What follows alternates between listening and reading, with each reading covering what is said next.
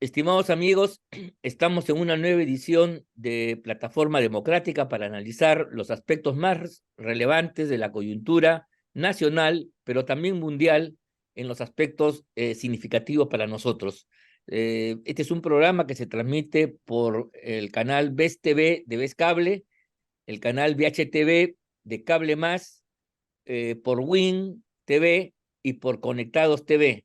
Asimismo, se replica por las redes sociales de la Coordinadora Republicana y el portal La Abeja. Soy Ángel Delgado y en compañía de Víctor Andrés García Belaúnde y Juan Cheput vamos a analizar los aspectos más relevantes en esta oportunidad de lo que viene ocurriendo en el mundo. Vamos a dejar por un lado los elementos caseros propios de nuestro folclore interno y vamos a abocarnos a las causas que están provocando situaciones de preocupación en todo el mundo, por cierto, y también en las elecciones que van a tener una gran significancia en la hermana República de Argentina. Bien, creo que el tema de Israel, lo ocurrido el 7 de octubre de este mes, yo diría que hay dos aspectos que hay que distinguir. Quiero plantearles eso a ustedes dos. Una cosa es el acto criminal por parte de un grupo que Naciones Unidas considera terrorista y que efectivamente la crueldad, la forma hasta cobarde de cebarse con objetivos civiles merece una condena universal, ¿no? Por ser un acto terrorista, efectivamente, porque viola incluso las leyes de la guerra. Y otra cosa es el problema que está detrás, que subyace y que es el problema palestino. Un problema no resuelto, ya van más de 70 años desde que, digamos, se creó formalmente. El problema tiene raíces atrás, digamos, hasta la Primera Guerra Mundial, cuando todavía estos territorios, después de pertenecer al Imperio Otomano, ¿no? Cuando cayó el Imperio Otomano, no se independizaron, sino fueron asignados a distintas potencias, y esta zona de Palestina le correspondió a Inglaterra, a Gran Bretaña, que tuvo un dominio de muchos años por ahí. Pero independientemente de esto, creo que vamos a analizar con Víctor Andrés y con Juan los aspectos más relevantes de este problema, haciendo una distinción entre nuestra condena absoluta, rotunda, tajante al acto terrorista, de los problemas que están detrás, y repito, y donde quizás la conducta del Estado de Israel durante los últimos años fracasa porque no ha podido resolver, no ha podido traer paz a un territorio donde las llagas y las heridas están totalmente abiertas. Con esta introducción, quiero dejarte a ti, Víctor Andrés, para que haga los primeros comentarios al respecto. Adelante. Bien, Ángel, bueno, buenos días y un saludo muy cordial a ti, por supuesto, y a Juan también, eh, que, lo, que, que me encuentro con ustedes realmente a través de estas imágenes, porque físicamente no nos vemos hace algunas semanas. Así Bien, es. yo creo que el tema de Israel es un tema muy grave, quizás tan grave o más que el tema de Ucrania, Claro. porque está extendido. En todo el mundo hay poblaciones judías y árabes. En Estados Unidos, que es un país que apoya a Israel, también hay población árabe. Y en Europa han desocupado ayer el Palacio de Versalles y antes de ayer el Louvre porque había amenazas de bomba de los palestinos o de los árabes. De tal manera que es un tema que nos llega acá. En el Perú también hay comunidad árabe y comunidad judía, eh, en armoniosa convivencia. Entonces la pregunta es, ¿por qué no hay armoniosa convivencia en esas tierras, en Palestina, ¿no? Claro, como tú bien has dicho, la historia es muy larga, la historia tiene 2000 o 3000 años, podríamos remontarnos pues a épocas pretéritas, pero lo cierto es que nunca hubo un Estado de Israel. Lo cierto es que en esas tierras de Palestina fueron primeros del Imperio Romano Palestina, es un nombre romano, Ajá. y después viene el Imperio Otomano, que dura muchísimo. Hay que recordar que el Imperio Otomano está allí inclusive antes de la conquista de Constantinopla, ¿no? El Sí, Imperio sí. Romano creció mucho y desaparece con la Primera Guerra Mundial. En la Primera Guerra Mundial desaparecen varios imperios, el otomano, el imperio francés, pero el imperio Habsburgo, inglés, Habsburgo, el imperio inglés también Habsburgo, pasa a segundo el plano, el zarismo, imperio Imperio austrohúngaro, ruso. que se inicia la guerra además por el asesinato del archiduque, ¿no? Fernando, Fernando Francisco, Fernando creo que era, que no era hijo del rey, del emperador, era Es sobrino su del emperador, sobrino, porque era su el sobrino. rey Rodolfo había muerto en Mayerling, se había suicidado en Mayerling con su amante, ¿no? Él era Bueno, en fin, hermano del así hijo, es, el heredero. el hijo de Sisi. Entonces, pero desaparece el imperio el zarino, el imperio ruso, el imperio austrohúngaro, el Y imperio otomano alemán, y el alemán. y el alemán, y finalmente finalmente el imperio británico pasa a segundo plano. O dejó de ser imperio, no desaparece, pero dejó de ser imperio. Entonces, sin embargo, después de la Primera Guerra Mundial, a través de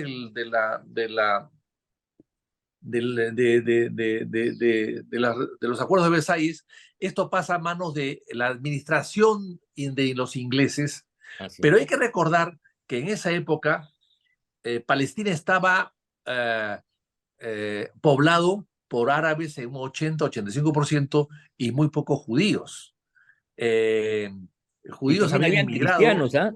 Cristianos por también. supuesto, y también cristianos, por supuesto que también Claro. cristianos, Marovitas, pero es una rama, pero cristiana, así cristiana. es, así es. Pero luego, y había acceso directo a las sinagogas, a las mestizas, a las mezquitas, a los templos, ¿no? En ese momento había cierta convivencia, no había los problemas que hay ahora.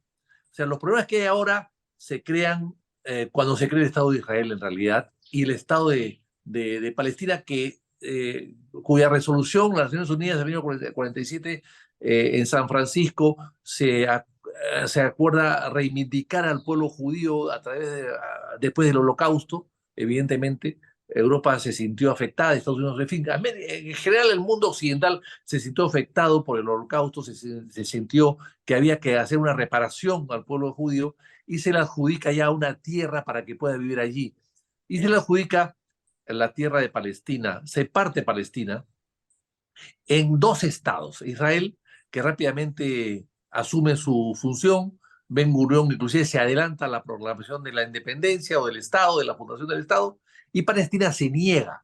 Grave error, grave error. Eso me hace recordar a Chiang Kai-shek, que también no quiso reconocer a la China nunca como a Pekín, al gobierno de Pekín, como la auténtica China, sino quiso que él sea la auténtica China en Taiwán, y mira lo que ha pasado hasta el día de hoy. O sea, hacen errores que se cometen por soberbia, por ceguera, que le cuesta mucho después al país. Entonces, los árabes, los palestinos no aceptaron el Estado palestino porque mientras estuviese el otro Estado al frente. Y eso fue fatal para Palestina y empieza la Primera Guerra del año 48. Pero hay algo que la gente se ha olvidado. En esa resolución, que además se ganó por 3 votos, que dice que fueron comprados, no se sabe, votos de Filipinas y de Haití, entre los tres, y el tercero que no recuerdo bien. Entonces, porque hubo muchas discusiones, habría que recurrir a esas discusiones de aquel momento. El Perú fue una pieza muy importante porque las Naciones Unidas en ese momento tenía 52 miembros, 52, nada más. América Latina eran 22 países, o sea, América Latina tenía más de la mitad, o casi Casi la mitad. casi la mitad, cerca de la mitad, 40% era América Latina, y pesaba mucho, y el Perú tenía a un representante como Víctor Andrés Belaunde, que era un hombre muy talentoso, y que tenía mucho peso en las Naciones Unidas. Y por indicación de él, y de otras personas, por supuesto, se resolvió la división de los estados, pero básicamente, y aquí recalco lo importante, Jerusalén sería una ciudad internacional, no sería una ciudad manejada por ninguno de los dos estados que se creaban. Sí. ¿Por qué? Porque era sede de 3 religiones. Sede de 3 religiones. Y para los musulmanes, los judíos y los cristianos. Entonces, para que puedan esas 3 religiones tener absoluta libertad en esta ciudad, la ciudad era una ciudad internacional. no sería manejado ni por los árabes, ni por los judíos, ni por los cristianos. Los cristianos no estaban en discusión en ese momento, pero se tomó en cuenta también la voluntad de ellos. Y eso se aprobó, pero resulta que hoy día Jerusalén es propiedad 100% del Estado judío. Ya hay y cuando esto se aprobó, en Jerusalén vivían, el 80% eran musulmanes, y muy pocos judíos y muy pocos cristianos. Hoy día es al revés. Han pasado 70 años y es al revés. O sea, parecería que ha habido una manera de desplazar a los palestinos hacia afuera, hacia el mar, hacia el desierto, qué sé yo. Y esto es parte del problema también. Y hay territorios ocupados todavía, los que devolvió Israel. Tuvo problemas con sus propios colonos, que eran 70.000 colonos que ellos habían llevado, 70.000. Y ahora los territorios ocupados de Israel, que todavía existen, eh, hay 700.000 colonos. O sea, Israel va a ser difícil que los pueda ocupar porque sus colonos se van a oponer.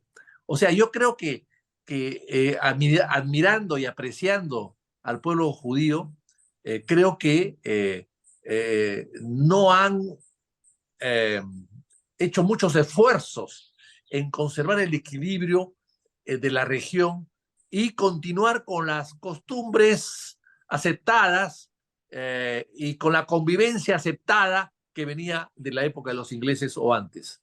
Entonces yo creo que eso me parece que ese esfuerzo no lo ha hecho. Y finalmente, Israel hoy día está manejado por un presidente Netanyahu que ha pactado con la derecha más recalcitrante de Israel y que empezó a querer hacer una reforma en el Poder Judicial y su pueblo se levantó. O sea, los 70 años de unidad del pueblo de Israel a través de su Estado se rompieron con Netanyahu al querer pretender una serie de reformas en el Poder Judicial. Eso dividió al pueblo. Entonces, porque hay gente que busca oportunidades para atacar, oportunidades para ofender, oportunidades para actuar. Pues perfecto. Los Hamas, que es un terrorismo despreciable, por supuesto, totalmente despreciable, ha buscado la oportunidad política para atacar a Israel en el momento que Israel está más débil. Unido esto a los problemas que existen en Ucrania, que también parecería que alentaron a Azerbaiyán a la invasión de la tierra esta que estaban bajo dominio de Armenia, Armenia. de Así Armenia. es. Entonces el conflicto internacional en una zona de Ucrania más ha incentivado a los otros conflictos que hay pendientes y a que actúen de acuerdo a sus intereses. Unido a esto, en el caso de Israel, a Netanyahu, que me parece que hoy día está buscando la unidad de su pueblo, que antes no tenía y que más bien división que él promovió en su momento. Y Netanyahu va a ser el primero en ser sacrificado, estoy seguro, salvo que pueda resolver esta crisis abiertamente, que creo no tiene resolución. En resumen, la ONU creó este problema, la ONU debería resolverlo. Así es. Bajo las reglas del derecho internacional. Mira tú, para pasarle rápidamente la palabra a Juan, decir lo siguiente, que efectivamente la reacción de los países árabes cuando se creó el Estado de Israel fue de rechazo masivo y le declararon la guerra y la consigna era desconocer al Estado y tirar a los judíos al mar. Pero esa política fracasó una, dos, tres veces porque militarmente siempre los israelitas vencieron a sus adversarios, a sus enemigos. A partir ya de los años 80, 90, hay un giro importante en el mundo árabe. Egipto es el primero que empieza a reconocer la existencia del Estado de Israel. Acuérdate tú que por eso es asesinado vilmente el Sadat, presidente de Egipto, Anwar Sadat. Y en segundo lugar, después ha habido un conjunto de eventos importantes que solamente los nombro, las conferencias de Camp Davis, Oslo I, Oslo II, reuniones Madrid, donde ya las partes, ¿no? Y Arafat sobre todo, que fue el gran representante, ya no plantean que se vayan los judíos y que se destruya, sino cómo se constituye en esos territorios un Estado palestino, que fue la promesa que hizo Naciones Unidas en el año 48 y 47-48 y que lamentablemente hasta la fecha no es dable. Y al Estado de Israel en su ala más dura, no quiere hacerlo porque considera que eso les genera una suerte de debilidad, pues, que los expone. Pero yo no sé si, y esto es lo que quiero preguntarte a ti, Juan, no sé si esta situación donde Israel tiene que ser un Estado militarizado, casi espartano, donde efectivamente no van a poder ser derrotados por los árabes, por los palestinos, ni mucho menos, pero en cualquier momento grupos como Hamas u otros grupos terroristas van a generar incertidumbre por otros 70 años más. Juan, la palabra. Muchas gracias. Un abrazo a ambos, queridos amigos. Yo quisiera complementar lo que ha dicho Vitocho. Efectivamente, en el año 1978 se da el acuerdo de Camp David, donde Anwar el-Sadat tiene una participación importante con el líder judío, si mal no recuerdo, Menachem Begin, ¿no? Bajo el Sí. patrocinio de los Estados Unidos con Jimmy Carter. Y eso generó 3 años, ¿no? 3 años en los cuales Anwar el-Sadat tuvo que enfrentar atentados terroristas en Egipto a tal punto que acabaron con su vida a inicio de los años 80. O sea, allí hay un nivel de intransigencia. La existencia de la Franja de Gaza es como un tapón que hay en el sur de Israel como consecuencia de la guerra del Yom Kippur, Ajá. ¿no? Y que fue exactamente 50 años antes de estos atentados. El 7 de octubre de 1973 empezó la guerra del Yom Kippur y 50 años después tenemos la misma situación en pleno Yom Kippur, en plena festividad judía, Shabbat. el ataque de Hamas, ¿no? Entonces ahí el tema de la inteligencia es un tema que debe ir aparte. Pero siguiendo con esto de la intransigencia palestina, posteriormente Yasser Arafat lideró el proceso de paz porque no pueden seguir en peleas y generó lo que tú acabas de mencionar, Ángel, los acuerdos de Oslo, ¿no?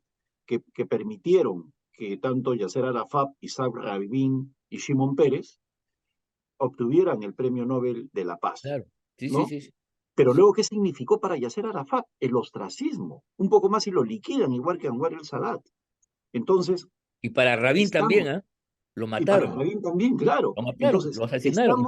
estamos en presencia, pues, estamos en presencia de grupos intransigentes que no quieren una convivencia pacífica.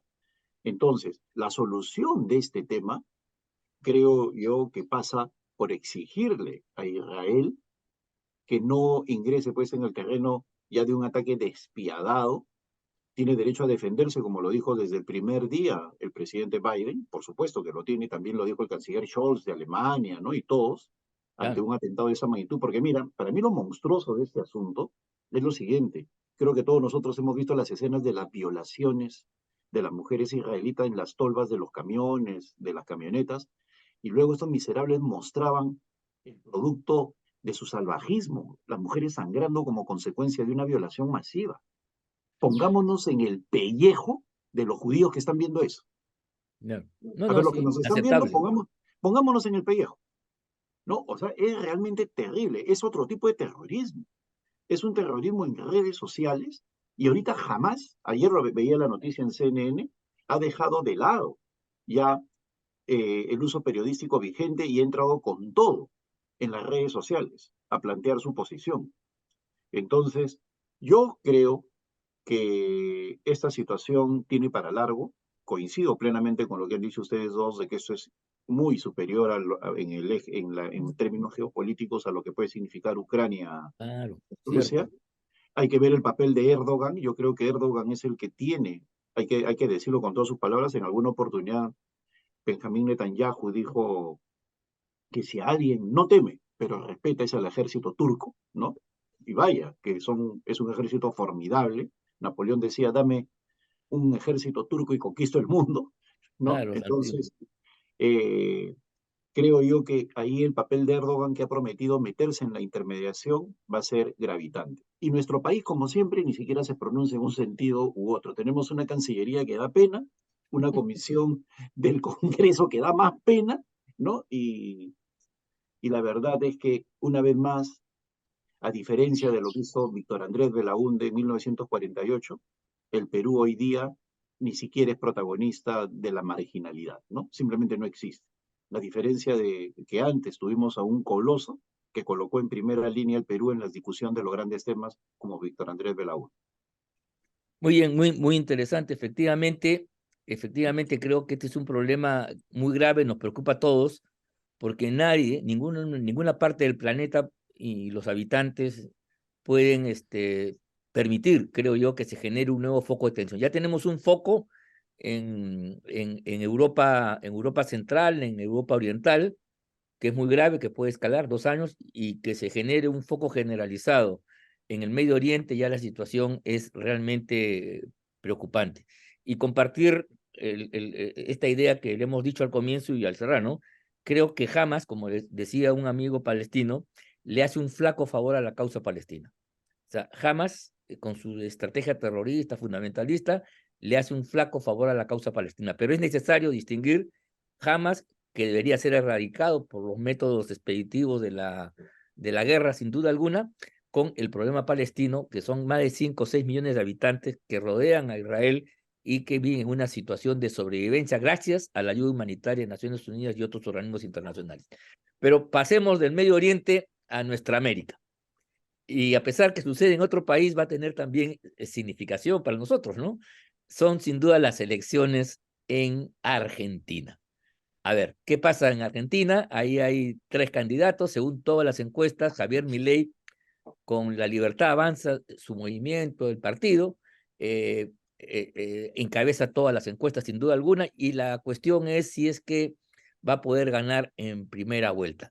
Para que Milei, un outsider de verdad, haya roto la recurrencia, la estabilidad, digamos, del sistema político argentino, marcado por una fortísima presencia peronista en distintas versiones, y una alternativa a través del Partido Radical, que se intercambiaban las posiciones, significa que tiene que haber llegado Argentina al piso, y que la situación de crisis económica, de destrucción institucional, en fin, de debacle que vive este país tan rico, tan hermoso, tan importante, tan cercano a nosotros, ha llevado pues a que Milei sea el que encarne todo este sentimiento de rechazo. Así a algunos nos puede parecer estrambótico en sus propuestas, el hecho es porque ha conectado con un amplísimo sector, incluyendo sectores de la mayoría silenciosa que no participan, y sobre todo sectores de la juventud, cosa que es en extremo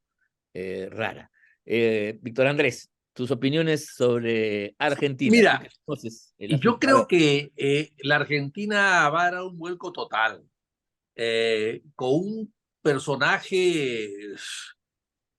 Este personaje ha sido empleado muchos años de estos armenios argentinos que entraron en el aeropuerto de Chincheros en Cusco, ¿no? Que fueron los concesionarios del aeropuerto, socios de unos peruanos, que es un personaje bien escabroso en Argentina y que maneja también algunos aeropuertos en Argentina.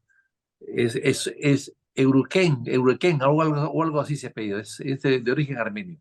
Entonces, yo no creo que el señor Milei, que parecería que va a ganar, yo creo que va a ganar, eh, sea pues un manojo de virtudes. No lo creo. Y de honestidad y de transparencia, habiendo trabajado para ese grupo además económico que es tan cuestionado dentro y fuera de Argentina.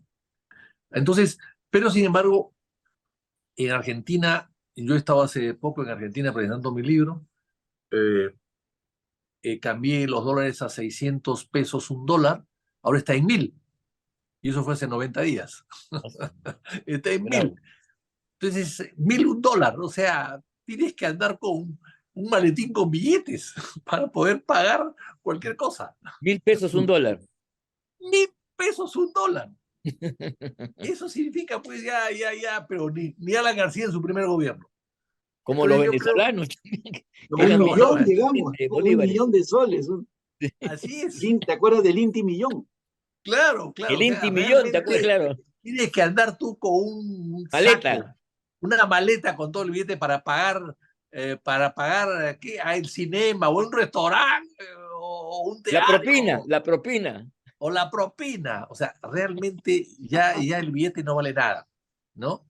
Es como papel higiénico. Entonces, yo creo que va a ganar. ¿Por qué? por eso mismo. La gente está harta de la economía. La gente está harta de los billetes. La gente quiere dolarización en Argentina. Y en principio hay una dolarización fáctica, porque todos ahorran, todos quieren comprar dólares. Todos quieren comprar dólares. Ellos saben que con el dólar, mal o bien, no variará su sueldo ni sus compras, porque el dólar va a estabilizar a la economía argentina. Y por eso es que todos buscan el dólar. Les importa un pepino qué pasará. Quieren dólares. Y la propuesta de Milei es dolarizar la Argentina. Y con eso acabaron todos, creen ellos que acabaron todos sus problemas de inflación y de deflación y todos los problemas que han tenido en los últimos 30 años. Y con esto entierran al peronismo también de paso. Porque el peronismo, en sus varias facetas, hay que recordar una entrevista de Perón que decía, cuando le preguntaron en Puerta de Hierro, donde vivía en su exilio en España, antes de regresar a morir en Argentina, a la presidencia y a morir en Argentina, decía, oiga, fulano de tal es derecha, fulano de tal es de izquierda, eran peronistas, y total, ¿qué cosa es el peronismo? Bueno, el peronismo es Argentina, decía. El peronismo es Argentina. Somos todos Se peronistas acabó, en se acabó. Argentina. Se acabó. Entonces, Brillante. esa es la definición de Perón. Sí, Entonces, sí. con todo esto, lo que sabemos es que están hartos de la pobreza, en fin, lo único que funciona bien en Argentina es el fútbol. Todo el resto es un desastre. Entonces, bueno, y el señor Fernández, que es amigo mío, Alberto Fernández, que prolongó mi libro además sobre las Malvinas, está acabando muy mal. Está acabando muy mal. Entonces van a acabar mal los kirchnerismos, los fernandistas, los peronistas, todos los pelajes de peronismo, y va a entrar una cosa totalmente diferente. No creo que salve a Argentina de mucho porque lo veo muy payasesco, ¿no? Lo veo muy también de ideas fuerza, pero pocas ideas fuerza. Sí, con mucha fuerza, pero pocas. No veo que tenga un equipo atrás ni de que le pueda alimentar de ideas porque Argentina necesita más que una moneda fuerte, ¿no? Muchas cosas más hay que renovar, hay un tema de pobreza, de desempleo, un tema de servicios públicos muy malos, los tiene, pero muy malos, tiene una red ferroviaria estupenda, pero muy mala, muy vetusta, muy sin mantenimiento, hospitales, etcétera. Entonces, yo creo que Argentina va a tener que tener una gran renovación, reingeniería total. Y no sé si Milei esté dispuesto para eso porque lo veo muy cantinflesco, ¿no? Muy Sí, pues. cantinflesco. Pero en fin, vamos a ver qué pasa. Y lo que me llama la atención es que el señor Massa todavía tenga algún tipo de respaldo, siendo el causante un poco de todo lo que está pasando. O sea, un ministro de Economía como Massa en el Perú no salgaría ni 1%, ni 1%, y parecería que ahí algo va a sacar. Y la señora Bullrey representa pues un poco al macrismo, que tuvo la gran oportunidad de hacer lo que Milei ahora quiere hacer, de una forma más coherente, consistente, y no lo hizo. Sí, pues. Bueno, efectivamente, esos son los tres candidatos. Bueno, el peso de Massa se explica por el enraizamiento todavía en el imaginario popular argentino de lo que fue Perón, el peronismo, ¿no? Las reformas, los cambios que se hicieron. Y además el hecho, estaba leyendo unos apuntes al respecto, que hay más de un 35% de la población argentina que vive de alguna manera del sector público, ¿no? Entonces, las reformas de Milei los afectarían directamente si es que van a hacer una reingeniería, van a privatizar, qué sé yo. Entonces ahí sí se va a producir una situación muy complicada, muy difícil. Y por otro lado, decir que efectivamente la otra candidata es la Juntos por el Cambio del partido de Macri, que llegó al poder, pero no pudo llevar adelante su programa de transformación. Por eso es que ha aparecido Milei. Juan, tus comentarios al respecto. Yo la verdad creo de que no está todo dicho ni hay seguridad en quiénes pasarán a la segunda vuelta este 22 de octubre, ¿no? Se viene señalando que Javier Milei es fijo, pero yo creo que estamos ignorando la capacidad operativa, el activismo del Sí, peronismo que siempre se manifiesta muy es bien en las importante últimas eso, horas. Y aún más, yo en creo. el caso de Javier Milei, él no tiene ese aparato que le permita hacer activismo en la semana que vale, ¿no? Que es esta última semana. Entonces, yo considero que ninguno va a llegar al 45% que se requiere para ganar en primera vuelta y que a la segunda, el balotaje, puede pasar Patricia Bullrich, Sergio Massa o el mismo Javier Milei. A mí no me sorprendería que Javier Milei no pase a la segunda vuelta. Caramba. O sea, porque, mira, hace poco se reunió Sergio Massa con ese zorro de la política que es el presidente Lula de Brasil. Y le dijo lo que ustedes acaban de señalar, creo que tú, Ángel. En Sí, estos momentos hay un montón de gente que potencialmente puede ser desempleada. no. Y por lo tanto, esos van a ser tus principales capitanes de campaña, ¿no? Aquellos que podrían ser afectados con las reformas. ¿Y qué pasaría? Pues simplemente se repite el fenómeno Luis Alva Castro de Así es, 1990 en el Perú, que el APRA obtuvo 22% después de un gobierno desastroso, de García. monstruoso. ¿Por qué? Porque simplemente los empleados públicos, con la torpeza de Mario Vargas Llosa de ser excesivamente El sincero y mono. sacar su comercial del mono, pues simplemente se aterrorizaron y dijeron, no, no podemos permitir que este señor gane y le pusieron la alfombra roja a Alberto Fujimori para que pasara la segunda vuelta. Lo Así mismo fue. va a pasar en Argentina, en ese sentido, ¿no? Que los que podrían ser perjudicados con las reformas y que ahorita tienen algún tipo de privilegio, no lo van a querer perder y van a pesar en esta última semana. Así que, desde mi punto de vista, nada está dicho en Argentina. Sí, bueno, yo también creo eso. Bueno, yo daba por mi ley que pasaba a la segunda vuelta, pero no que ganaba necesariamente. Y luego al final, en el repechaje, los resultados son distintos. Mira tú cómo en Ecuador gana Laura González del Partido por la Revolución Ciudadana de Correa, pero no tiene la fuerza para poder imponerse en la segunda vuelta y gana Noboa, ¿no? Haciendo un giro y una segunda derrota del correísmo en el hermano país del Ecuador. Bueno, llegamos a... Para terminar, yo creo es muy interesante lo que dicen ustedes, lo que ha dicho Juan, pero yo creo que Milei está en segunda vuelta de todas maneras. Sí, a mí me El parece tema, también. de todas maneras, yo Creo. creo que el tema es con quién pasa, pero es cierto que el aparato del peronismo es muy grande, maneja también mesas electorales, sí, Así y es. en segunda vuelta sabremos, pero si Milei no, ya ha asustado bastante a la gente, pero si Milei corrige un poco su lenguaje, porque Vargas Llosa lo deformó días antes de las elecciones, este lo ha deformado antes y puede ir corrigiéndolo hasta llegar a las elecciones de manera diferente.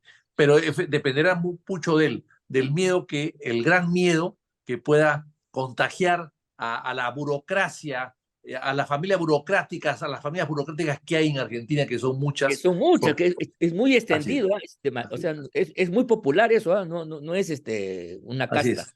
Es un Bueno, estado elefantiásico, pues, Argentina, ¿no? exactamente. Viven así, pues son parásitos. Bueno, hemos llegado al final de este programa. Le prometemos que en la próxima edición de Plataforma Democrática vamos a volver sobre el tema argentino, indudablemente a ver si nuestros pronósticos coinciden o no con la realidad. ¿Ya? De todos modos, una promesa, amigos, volvemos la próxima semana. Les agradecemos a todos el seguimiento, el reconocimiento a este programa y nos vemos pues la próxima semana para comentar, entre otras cosas, los resultados de las elecciones en la República Argentina. Nos vemos hasta la próxima. Chao.